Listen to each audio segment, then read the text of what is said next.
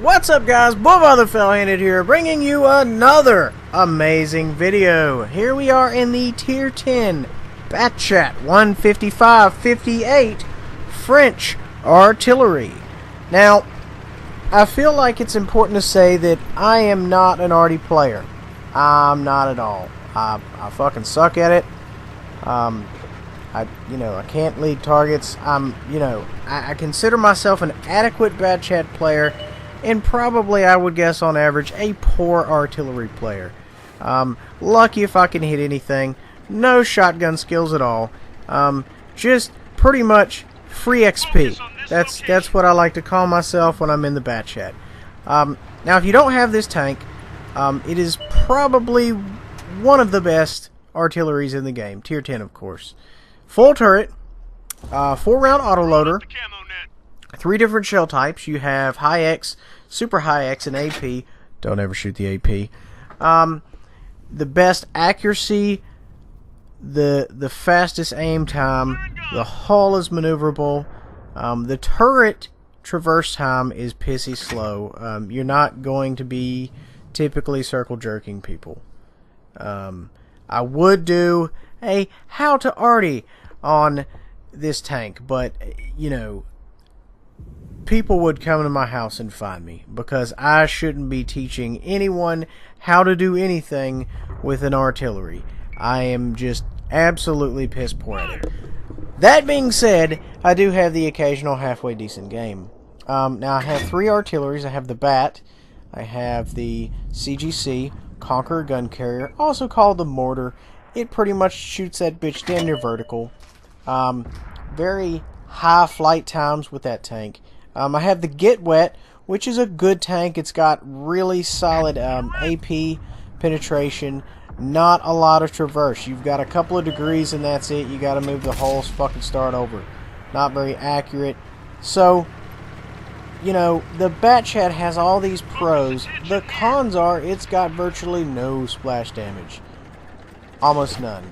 You can look it up in Armored Spectre. It's not a lot. And it doesn't do a whole lot of damage. 650 is probably about average what you're going to do. Now, granted, there's going to be those times where you hit a Death Star in the side for 2K or a PTA or what have you. But, it's got loads of advantages. You can reposition quickly. Just the turret alone on this thing is just a boon. The ability, though, to get the fuck out of dodge really, really helps. Any artillery you have that goes that fast, it's just going to be zipping around the battlefield. The only way you're going to catch them and shoot them is if they're just, straight slipping. You just run up on them and they had no idea, they weren't watching the map, then boom, you fuck them. So, the vast majority of the time, it's going to be hard to pin down a Bat Chat arty. This is a little different from the Tier 9 version. This has the 4-round autoloader. It's pretty much the same, I think, load time overall. Maybe I think this is a little bit leaner. I think this runs about 17 seconds a shell. I think the Tier 9 is about 20 seconds a shell. It's like 65 seconds, I think, for a reload. That probably works out to, 17, 18 seconds. Who the fuck knows? Numbers. So, the idea is you want to have, brothers in arms on this. You can't have vents. You can't have a rammer. So I, typically run the GLD. You got to have a GLD and arty. If you don't have a GLD and arty, you're doing it wrong. And, I've got camo and Nox. And believe it or not, the Nox have actually worked. I've actually spotted people creeping up on me while I was reloading. So, yeah, it comes into play. This is one of those rare instances in an artillery where I am semi-useful.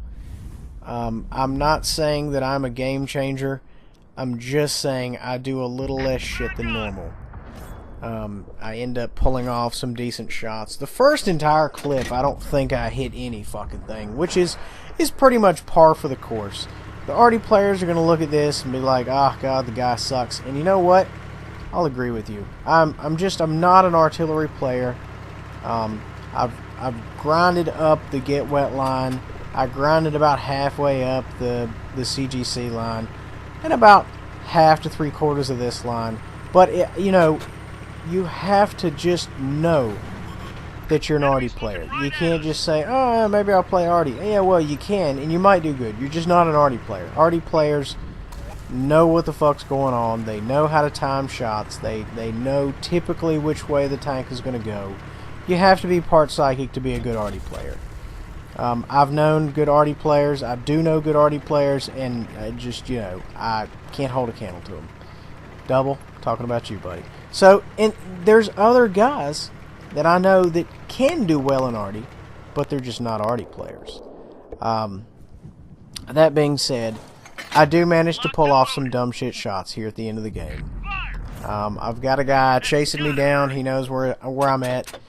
You know, in the 4-round autoloader, you know, autoloader master race, I'm just shitting on him from range. Somehow I managed to connect with all of them, or, you know, all the ones till he died. This is not a tank where you want to do a tactical reload, okay? Not at 65 seconds. There's just no use in it. You do a tactical reload, you're going to be in trouble. This is more of a tank of, hey, let's shoot everything we fucking have and then leave, which is right up the alley of what this tank is capable of. So right now, I'm falling back. I know they're coming from that direction. I don't want any part of it. Kind of treating this like a real proper Batchat 25T. Getting the fuck out of Dodge. Don't want to have shit to do with them. You know, if you're not shooting them in the side, you're not doing it right. So, I'm out. Fuck this shit, I'm out.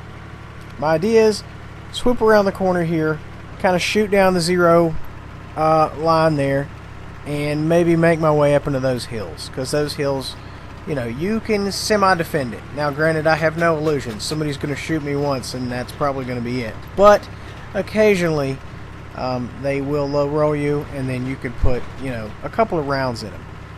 Downside, this thing does have 6 seconds in between shells, which is not pretty, but it's got to be done.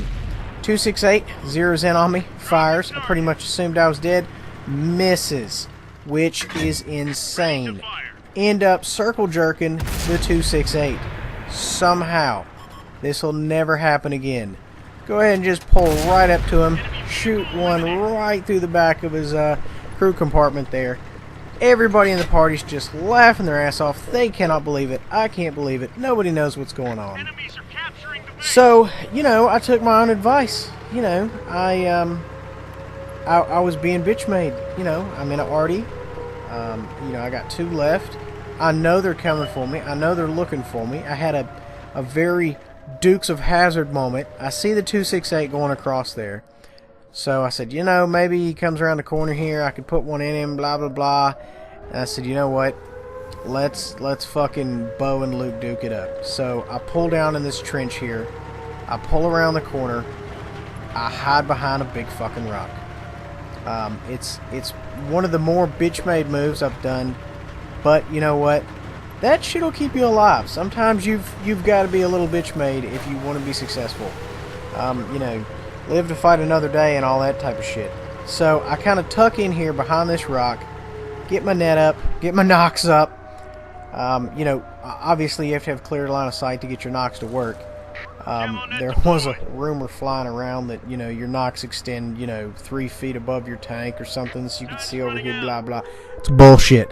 Let me go ahead and just key you in on that. It's bullshit. It adds 25% to your spotting distance. Obviously, it cannot beat 445 meters because that is the hard cap on spotting distance. Don't fuck with me on numbers because I've got this shit down. That is one of the few things I do understand. Now, I'm not going to lie to you. I survive, okay? Everybody on the green team, I'm sure, was pissed. Except, of course, my homies. They were laughing their ass off. And, you know, the reason I didn't shell the cap is because at this point, I would fire, I would miss, the 268 would come kill me. So sometimes you gotta do what's right for you. Thanks for watching, guys. Please subscribe.